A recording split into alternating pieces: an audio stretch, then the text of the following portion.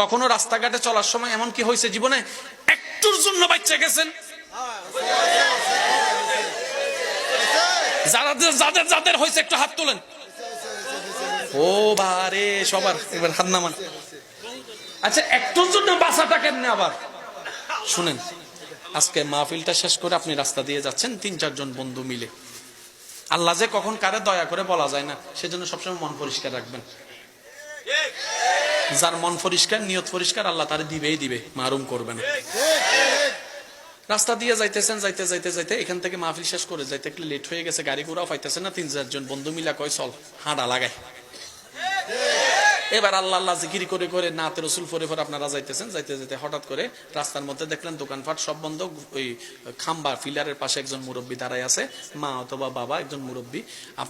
ওনারা দেখে জিজ্ঞেস করলেন, কিও বাবা এখানে দাঁড়ায় রয়েছেন কিত্তো?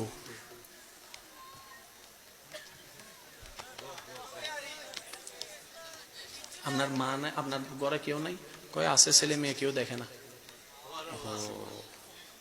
তো চাচা দোকান তো এখানে বন্ধ, সব বন্ধ করে দিছে ফেনীর মার্কেটে, ওই একটা দূরে খোলা আছে। বাবা আমি তো হাঁটতে পারি না, কিন্তু খিদা লাগছে। তো ৩ জনে মিলে চিন্তা করে, একটা কয় তোর পকেটে কত আছে? কয় ৫ টাকা। তোর পকেটে কত? কয় ১৫ টাকা। তোর পকেটে কত? কয় ১০ টাকা। কয় সব দাও, দে। একজনের দায়িত্ব নিয়ে কল দে। ২ জন দাঁড়াইছে, একজন গেছে, যে ফরুটি টরুটি যা পাইছে আনছে। এবার ক্ষুধার্ত একটা মানুষ যখন সামনে খাবার পায়,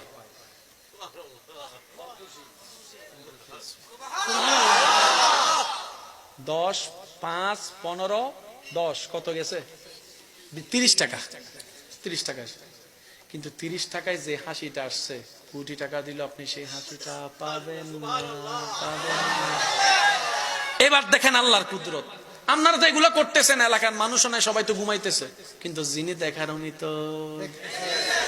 ৩ জনে টং টং কইরা মুরব্বীরা খাওয়াইয়া ঠাওয়াইয়া কয় যাক একটা ভালো কাজ করছি, মনটাও শান্তি লাগতেছে, কয় চল হাঁটা লাগাই আবার। এদিকে আল্লাহ ফেরেস্তারা ডাকতে, এ ফেরেস্তা এদিকে আয়, ভাইয়া মনোযোগ। আল্লাহ পাক বললেন, এ ফেরেস্তা এই ৩ জনের ফাইল আনতো, ফাইল আন। এবার ফাইল নিয়ে গেছে, আপনাদের আমাদের ৩টা ফাইল। আল্লাহ কয় তার বিপদ আপদ কি আছে চাও তো? আল্লাহ আগামী কিছুদিন পরে ফেনীর বাজারে সে দাঁড়াইবো, মোবাইল চিপবো, খেয়াল করতো না, রাস্তা পারাইবো, আরেকটা গাড়ি এসে তারা ৩ জনের এমন মারা মারবো, আধা মাইল দূরে যাইয়া পড়বো। শেষ পর্যন্ত তাদেরকে নিয়ে সবাই ফেনী সদরে যাইবো। যাওয়ার পরে ডাক্তারে কইব এটা আমাদের পক্ষে সম্ভব নয়। তারপরে নিয়ে যাবো ঢাকায় নিয়ে যাওয়ার পরে 6 মাস রাখবো, রাখার পরে ওরাও কইব সম্ভব নয়। তারপরে নিয়ে যাব ইন্ডিয়ার মধ্যে, জায়গা জমি যা আছে সব বিক্রি করে প্রায় ৬০ লক্ষ টাকা খরচ করার পরে মোটামুটি তারা হাঁটতে পারবো। এটা লেখা আছে। আল্লাহ কয় সব কাট, সব কাট, সব কাট। আর একটু জোরে বলেন সুবহানাল্লাহ। এগুলো আপনি আমি কিচ্ছু জানি না, কিন্তু করনেওয়ালা করতেছে, কারণ সবাই ভুলে যায়, তিনি ভুলে না, দয়া করতে বলেন সুবহানাল্লাহ। আল্লাহ কয় সব কাট।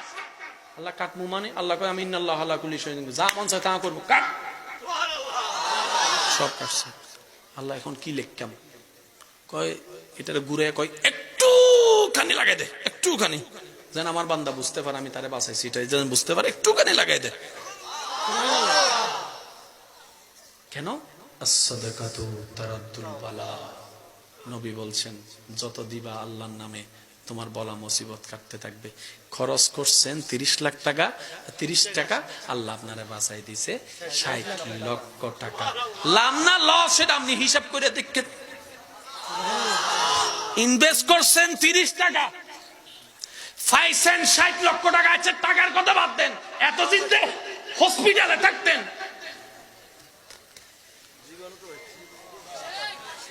সব আল্লাহ বাঁচাই দিছে ৩০ টাকায়। তা আপনি কি আল্লাহকে এত সস্তা যে ৩০ টাকায় খুশি হয়? বিষয়টা আসলে তা নয়। আপনি আল্লাহর বান্দাকে খুশি করেছেন, বান্দা খুশি হওয়াতে আল্লাহ খুশি হয়েছে। আল্লাহ আমাদের সবাইকে নিয়ামত অর্জন করার তৌফিক দান করুন। আজকের মাহফিলে এসে যারা খুশি তারা একবার বলেন মারহাবা, আরো জোরে বলেন মারহাবা।